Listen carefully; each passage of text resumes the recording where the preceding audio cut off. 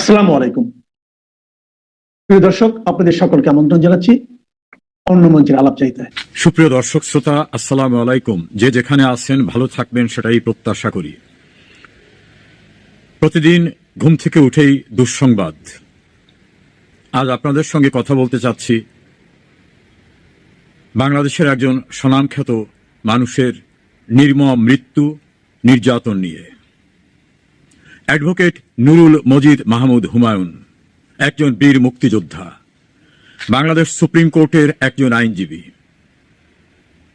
5 বার জাতীয় সংসদের সদস্য ছিলেন, 2 বার মন্ত্রী ছিলেন।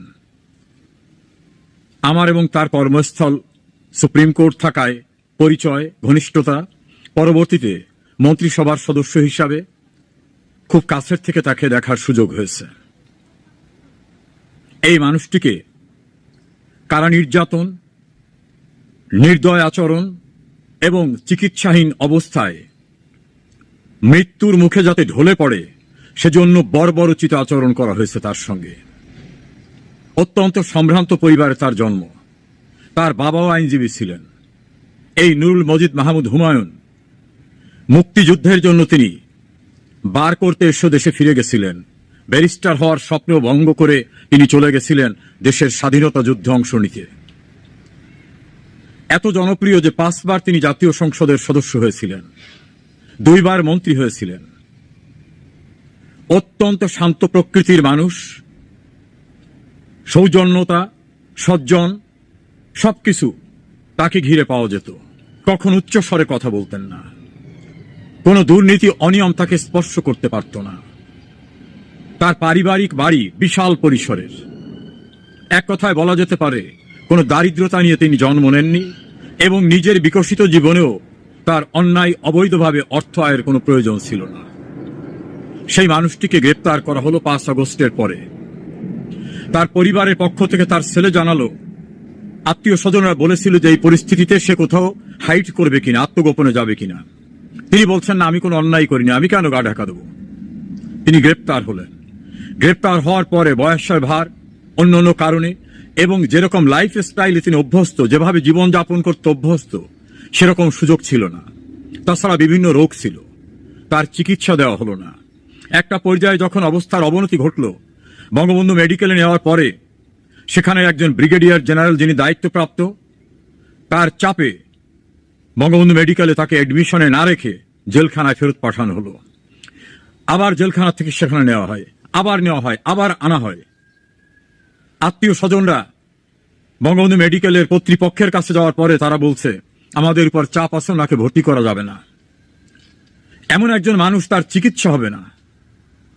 আবার তাকে জেলখানায় ফেরত নেওয়া হলো।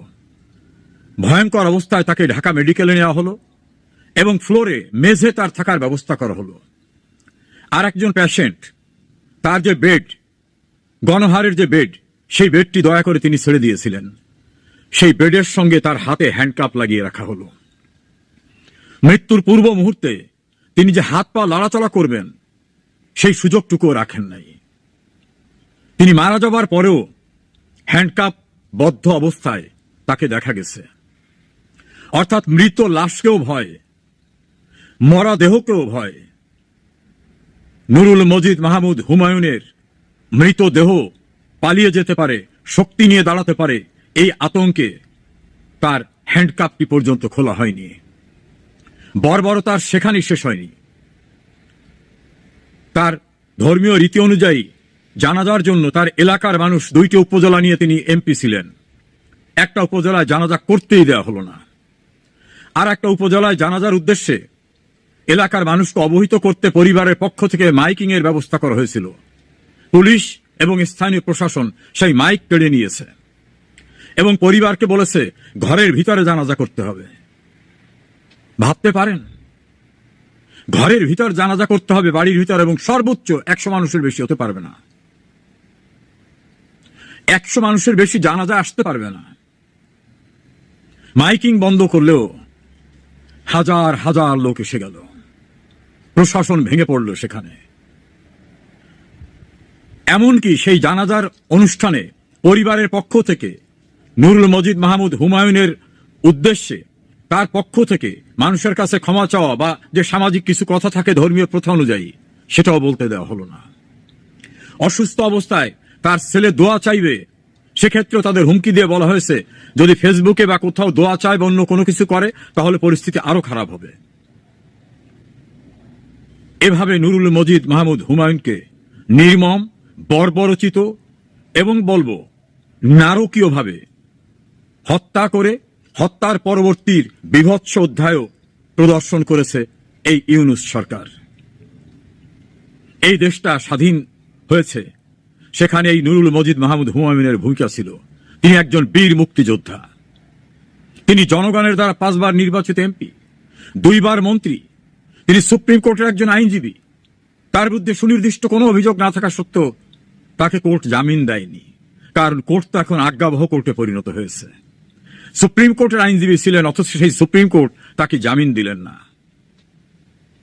এই নির্মমতা এবং বর্বরতার দ্বারা একটি জিনিস স্পষ্ট হয়েছে, যেসব সুশীলরা আওয়ামী লীগের সমালোচনা করতে এই ইউনূস এবং ইউনূস বাহিনীকে স্বাগত জানিয়েছিলেন, তারা এখন নিশ্চয়ই দেখছেন ইউনূস নামক এই মানুষটি কতটা বর্বর, এই মানুষটি কতটা নিষ্ঠুর, কতটা নির্মম। এই মানুষের হাতে দেশের মানুষের, সম্ভ্রান্ত মানুষের জীবন আর নিরাপদ নয়। এমনকি ধর্মীয় আনুষ্ঠানিকতা করতে এই মানুষটি দেয় না। কত লাশ নেবে? এ পর্যন্ত কয়েক হাজার মানুষ বিচার বহির্ভূত হত্যাকাণ্ডের শিকার হয়েছে। মবের সংস্কৃতিতে তাদের মেরে ফেলা হয়েছে। আমাদের কাছে তথ্য অনুযায়ী প্রায় 21 জন মানুষকে কারাগারে মেরে ফেলা হয়েছে। মারার পরে তাদের পোস্টমর্টেম করতে দেওয়া হয়নি, ময়না তদন্ত করতে দেওয়া হয়নি, কারণ তাহলে ধরা পড়ে যাবে যে কি নির্যাতনের মাধ্যমে তাদেরকে মেরে ফেলে বলা হচ্ছে হার্ট অ্যাটাক হয়েছে বা অন্যভাবে মারা গেছে। এক বগুড়ায় 5 জনকে মেরে ফেলা হয়েছে জেলখানায়। এর প্রতিটি হত্যাকাণ্ডের বিচার হবে ইনশাআল্লাহ। একটি হত্যাকাণ্ড বিচার বহির্ভূত ভাবে যাবে না। ইউনূস যেমন তার খুনিদের রক্ষা করার জন্য ইনডেমনিটি নোটিশ দিয়েছে, এই নির্বোধ জানে না ইনডেমনিটি দিয়ে কোনো অপরাধের দায় মুক্তি হয় না। যারা অপরাধ করেছে, যারা সংবিধান ভঙ্গ করেছে, আইন ভঙ্গ করেছে, মানুষ খুন করেছে, সহিংসতা করেছে, দেশের সম্পদ নষ্ট করেছে, গণতান্ত্রিক প্রক্রিয়াকে ব্যাহত করেছে, আজ হোক কাল হোক এর বিচার হবে। কেউ পরিত্রাণ পাবেন না, পালাবারও সুযোগ পাবেন না। নুরুল মজিদ মাহমুদ হুমায়ুনের মতো অনেককেই নির্মমভাবে মেরে ফেলা হচ্ছে, এমনকি হেফাজতে, কাস্টডিতে, জেলখানায় নেওয়ার পরেও। রাস্তাঘাটে তো কেউ নিরাপদই নেই। সেখানে তো এখন সবাই বলছে স্বাভাবিক মৃত্যুর গ্যারান্টিও নাই দেশে। প্রিয় দেশবাসী, এই ঘাতক, এই নিষ্ঠুর, এই পাষণ্ড, অবৈধ ক্ষমতা দখলকারী, নির্যাতনকারী, এদের থেকে যাতে দেশ আর ধ্বংস না হয়, আমাদের ঘুরে দাঁড়াবার এখন উপযুক্ত সময়। শেখ হাসিনা কোনো অপরাধীকে প্রশ্রয় দিতেন না। বিচারহীনতার সংস্কৃতি তিনি দূর করেছিলেন। যারা খুন করে বলতো আমাদের কেউ কিছু করতে পারবে না, তাদের দাম্ভিকতা চূর্ণ করেছিলেন। আজ বাংলাদেশটা ধ্বংসের শেষ প্রান্তে। আমাদের ঘুরে দাঁড়াতেই হবে। আবার শেখ হাসিনার নেতৃত্বে উন্নয়নের অগ্রযাত্রা, আইনের শাসন এবং মানুষের কল্যাণে প্রয়োজনীয় সব পদক্ষেপ নিতে হবে।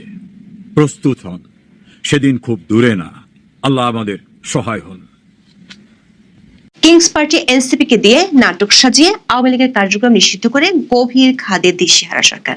একদিকে বাড়ছে আন্তর্জাতিক চাপ, অন্যদিকে দেয়ালে পিঠ থেকে যাওয়া আওয়ামী লীগ দেশে বিদেশে বাড়াচ্ছে সক্রিয়তা। 1 মাসের মধ্যে লন্ডন ও নিউ ইয়র্কে দলটির শক্তি প্রদর্শনের মাত্রায় বড় ধরনের উদ্বেগ ঘিরে ধরেছে সরকার এবং তার মিত্রদের। আওয়ামী লীগের জনসমর্থন নেই, আন্তর্জাতিক সম্প্রদায়ের কাছে সরকার এমন দাবিও প্রশ্নের মুখে পড়েছে।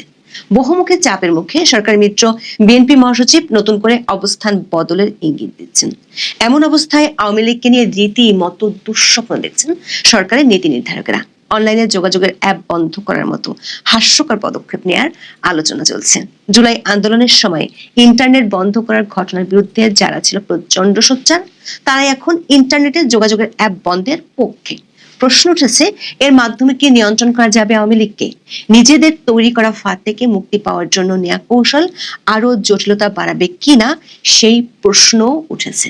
চলুন যাওয়া যাক বিশ্লেষণে। কিংস পার্টি এনসিপি সহ কয়েকটি মিত্র সংগঠনের যমুনা ঘেরাও নাটকের শেষ দৃশ্যে 10 মে আওয়ামী লীগের কার্যক্রম নিষিদ্ধের সিদ্ধান্ত জানায় সরকার।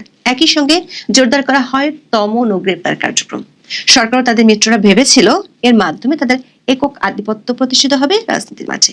আওয়ামী লীগকে কোণঠাসা করার সুফল পাবে সরকারের মিত্র দলগুলো। তবে সেই আশার গুড়ে বালি পড়েছে গত 4 মাসে। কার্যক্রম নিষিদ্ধ করার পর উল্টো সক্রিয়তা বেড়েছে দলটির। ঢাকা সহ সারা দেশে মিছিলের সংখ্যা যেমন বেড়েছে, তেমনি বাড়ছে অংশগ্রহণকারীর সংখ্যাও। পাশাপাশি লন্ডন, নিউ ইয়র্ক এবং ফ্রান্সে হয়েছে বড় শোডাউন। লন্ডন এবং নিউ ইয়র্কে নাজেহাল হন তথ্য উপদেষ্টা মাহফুজ আলম। নিউ ইয়র্কে ডিম বৃষ্টির মুখে পড়ছেন এনসিপি নেতা আক্তার হোসেন। আওয়ামী লীগের মিছিল ঠেকাতে কঠোর অবস্থানের ঘোষণা দিয়েও সফল হচ্ছে না পুলিশ। মিছিল ঠেকাতে ব্যর্থতার জন্য এবং মামলার অভিযোগপত্র যথাসময়ে দিতে না পারলে সংশ্লিষ্ট কর্মকর্তাদের বিরুদ্ধে ব্যবস্থা নেওয়ার নির্দেশ দিয়েছে ডিএমপি সদর দপ্তর।